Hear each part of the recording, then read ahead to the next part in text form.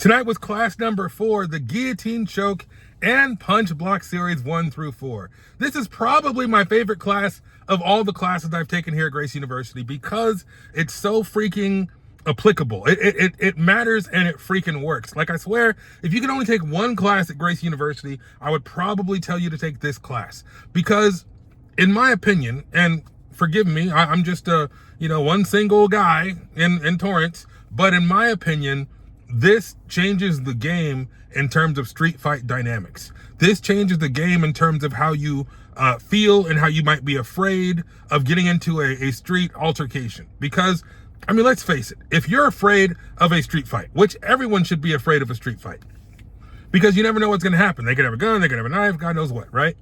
But let's just say you get in a fight at Costco, right? Somebody takes the last carton of eggs and now you're pissed off. What's the worst case scenario that could happen to you? This guy punches you and knocks you on your back. I guess knocks you cold would be pretty bad, but you know what's worse than getting knocked cold? Getting knocked down, and then they get on top of you and just start raining shots and beating the hell out of you. Even in the UFC, the moment somebody gets knocked down and someone goes to pounce on them, that's when Herb Dean or whoever jumps in and saves the person, because that's where the real damage is. Getting clipped on your feet and getting knocked down, that sucks, but getting clipped on your feet, getting knocked down, and then getting shots rained down on you, that's a whole different freaking problem. And so, if you're afraid of the ground and pound, the getting knocked down and somebody getting on top of you and just punching the stuffing out of you, that's where this works. That's where Punch Block Series 1 through 4 freaking matters and makes sense. Because, and let's keep it real, if you know how to control, manage the distance, manage the damage, right? There's so many little phrases, all the way out, all the way in. If you can keep that person close, which is what stage 1 is all about, you're going to be pretty damn safe. And if they happen to posture up, you got stage 2, stage 3, stage 4. It's freaking game changing. Even my daughter, when she learned this in Women Empowered, was like, wow. She was like, wow, I feel safer now. And I'm like, yeah, because if somebody big, strong, ugly, whatever gets on top of you, you can control them with the Punch Block Series. And if you've ever taken this class before, you know it's a healthy freaking workout, because as you're fighting to get your arms in and fighting to posture up and fighting, it takes a lot of energy, which is fantastic news, because if there's somebody on top of you and you're controlling them with the Punch Block Series, they're burning a lot of energy to try to fight their way out of whatever you're putting them in. And let's just say you keep them in stage 1 and they get tired, you can transition to all sorts of wonderful things, to tap them out, to break something, to choke them out, whatever. And so, this is just the real world application of the Punch Block Series, just makes me smile.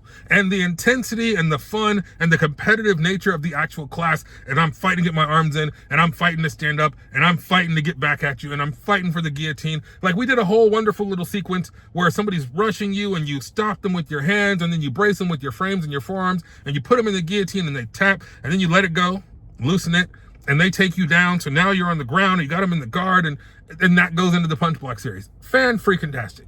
Fan-freaking-tastic. Like, beautiful stuff. And I love this class. I can't get enough of this class. I'm glad I'm here. I'm glad I did it for the second time. And I promise you, I don't know how Gracie University does self-defense seminars, but I think a person could, an instructor could do this class in a self-defense seminar, and it would change people's lives. Like, in all seriousness, if I could walk up to Bob on the street and say, hey, Bob, you ever in a street fight? No. You nervous about a street fight? Hell yeah. Let me show you something, Bob. Here's how you can keep somebody away. Frames, distance, brace. And if they still get past, or you want to let them in, then you can choke that son of a biscuit on your feet. And if he takes you down, you can put him in what we call the guard. And if they start trying to punch, you can do X, Y, Z, elemental P, 1, 2, 3. And that son of a biscuit's going to be tired as hell. And then you can either get up and walk away, or you can choke that son of a biscuit and put him to sleep, and you're going home to your wife. Like, I don't know, I'm being silly, but it's really amazing. Like, I'm 100%, this is genuine excitement and enthusiasm, because it's freaking amazing. And tonight, I trained with the new guy. His name is Chase. He's a big, tall guy. He's a very fit guy. He is not as big and heavy as me, but he's tall, which is great, and made the guillotine easier. But, he came from a different school where he trained for a year at a Keep Showing Up University, where he got beat up for a year and didn't learn as much as he wanted to. So he's got a similar story to old Chris, and he's here getting his learn on. So you had Chase and Chris, two guys who trained elsewhere, doing the self-defense stuff, and Chase had never done the self-defense stuff at his old school. So he's like, wow, this is effective. And I'm like, you darn tootin' is effective, because this is quite possibly the most logical, comprehensive, effective thing I've learned in Gracie University. And that's coming from a guy who, when I was a bouncer, let me just, I don't want to make this story time, but let me just tell a story. When I first started working as a bouncer at this nightclub back when I was in Colorado, they asked me if I knew how to grapple. First, it was like, hey, do you know how to fight? Yeah, I did Taekwondo. I did, well, let's see. So we had kind of like a loose kind of a sparring thing. And they're like, okay, you can take care of yourself. What about grappling? And I'm like, I don't know much about grappling. I knew a double leg from high school wrestling, which I told you I wrestled in high school for like 10 minutes. And one of my best friends, he was in my wedding. His name is Mike. Mike was my partner, and Mike was just grinding me into the ground. And I was like, oh my God, I have no idea what to do on the ground. And he says, okay, here's what I want you to do. This is what Mike told me to do.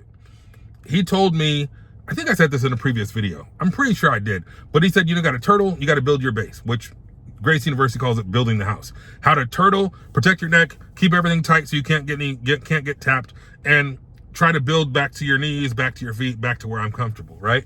And so that was all I did. If I got on the ground, I would turtle and protect myself and wait for help to arrive. So if there was a fight in the club and stuff got rowdy and I happened to get knocked to the ground, I would just protect and turtle up. Later on, dude, I would just protect and turtle up and protect myself as much as possible and wait for help to arrive.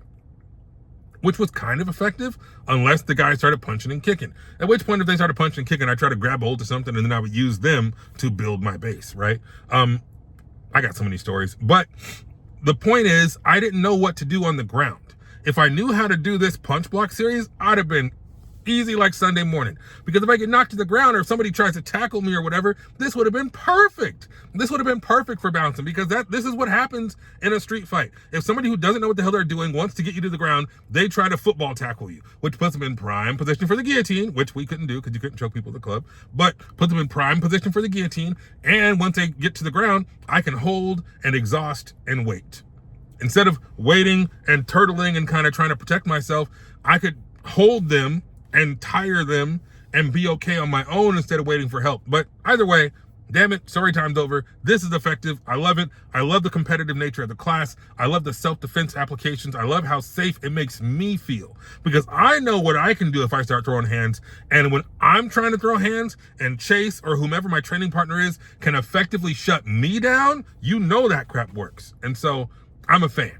And of course, the guillotine is fan-freaking-tastic. So that's all I got, man. This is class number 2 for today. I did 2 classes today, and I have 2 classes left until I am qualified for reflex development. So I'm hoping I'm going to, come hell or high water, on Tuesday of next week and Thursday of next week are the 2 classes that I need. So I'm 100% going to those classes. And then I plan on going to reflex development on Friday, so I can get my reflex development on, and then I'll make you a video and tell you what that was like. But I think that's it. So 2 classes today, busting my hump, getting it in, and that's all I got for you today, and hopefully I'll talk to you tomorrow. So stay focused, stay positive, stay vigilant. Take care.